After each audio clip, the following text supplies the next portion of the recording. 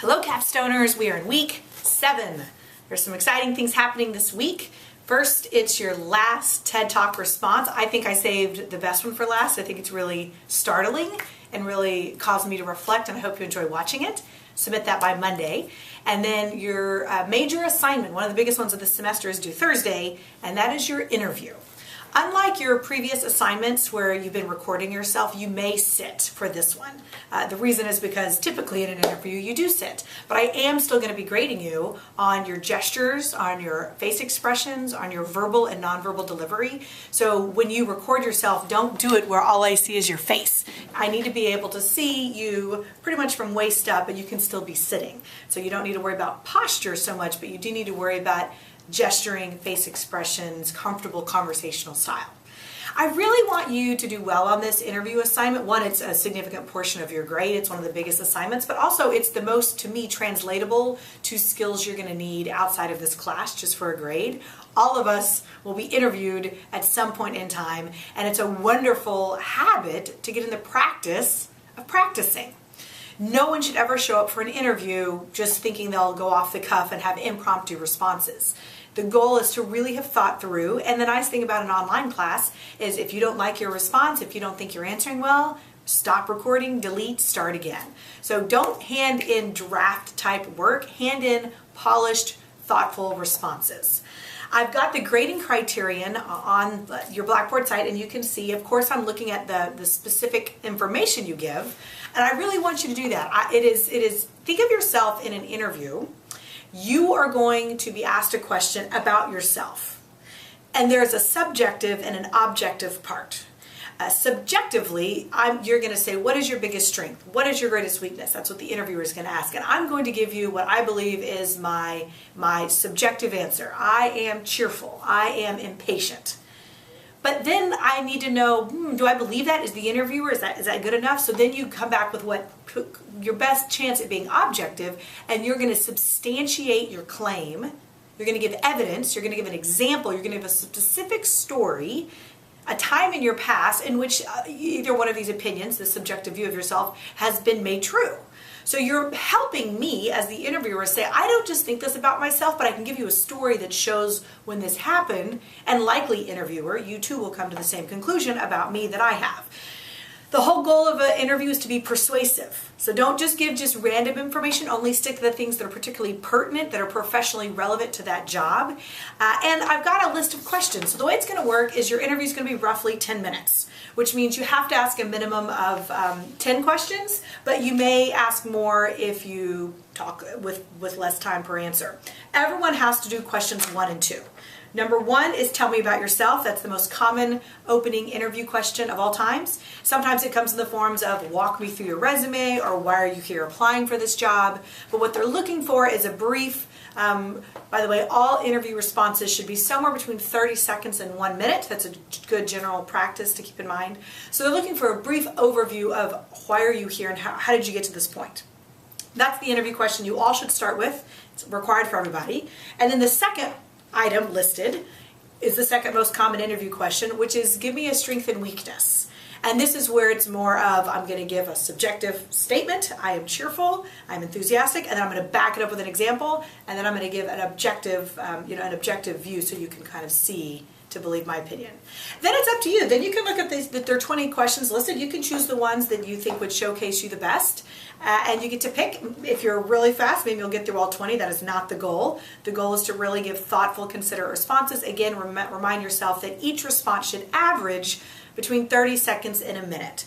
So for many of you, that's going to mean you're going to talk a little longer than you perhaps were expecting. It's not good to be the interviewee who gives 1 second responses, 1 sentence, 1 phrase. That's too brief. The whole goal is to get to know you, so feel free to expand.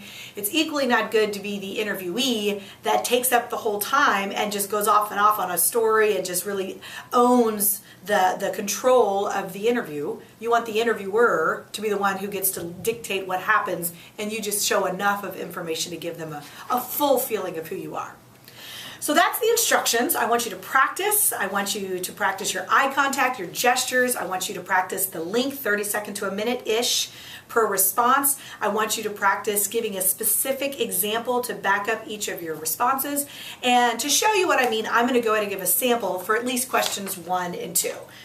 Tell me about yourself and what is your greatest strength and biggest weakness. And the way I want you to do this is, like I said, sit down and you can literally just read off the question as if you're the interviewer reading it, and then turn towards the camera and respond. Okay?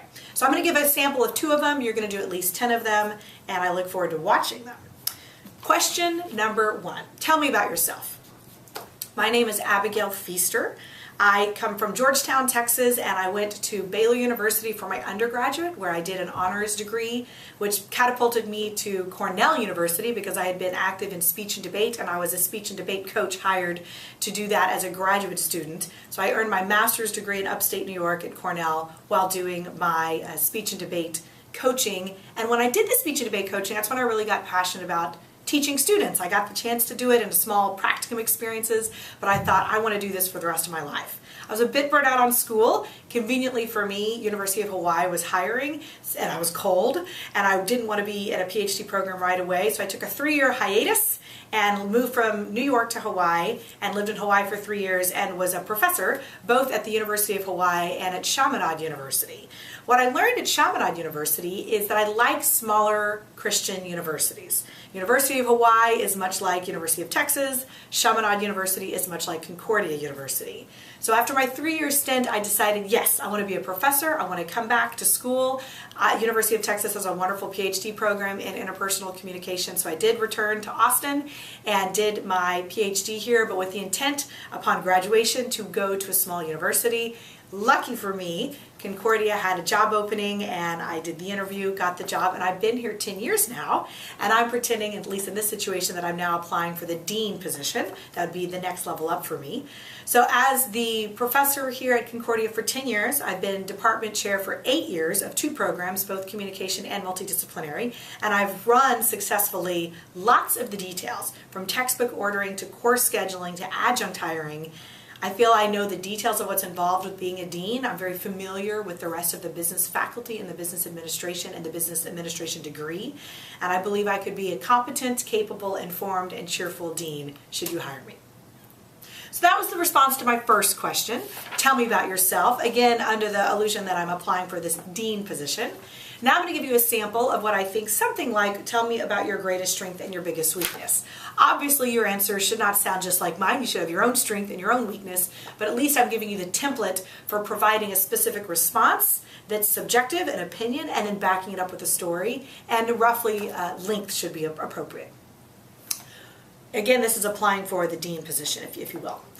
So what do I believe are my greatest strengths and my biggest weakness? Undoubtedly, my biggest strength is my cheerfulness. I am enthusiastic, I am happy, I am born this way. You should meet my father, happiest man on the universe. And why this serves me professionally is it really does make me stand out. For example, my first time teaching at the University of Hawaii, they gave me 7:30 a.m. classes 5 days a week. These were intro to public speaking classes. Now let's get in the mind of a freshman taking an intro to public speaking class, 7:30 on a Monday morning.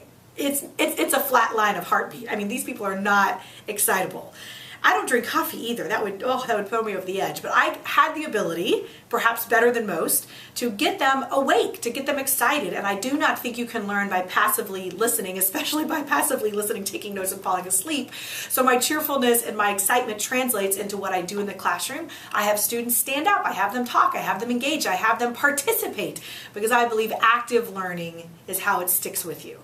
I've been told lots of times that my cheerfulness is a handy trait when looking at a crisis, when looking at a bad situation, when looking at something uncomfortable. A more recent personal example is I went with 19 friends and family this past fall break to the Frio River, and we got flooded in. We were stranded with no food and a house. This is 19, 11 of the 19 were under the age of 8. All boys. And we had no food because we thought we were leaving and we had eaten it all. And I think I held it together. I think I provided a good outlet of humor and attitude and aspect, because I'm not one to get dreary or pessimistic. Now, what is my biggest weakness? Impatience. I wish it were not so. I'll go back to my father. He's a patient. There's some genetic connection I have. And I have seen this in my professional career cause problems. I'm aware of it and I work on it. But my instinct is to be productive, to get things turned in, to be efficient, to just mass produce results.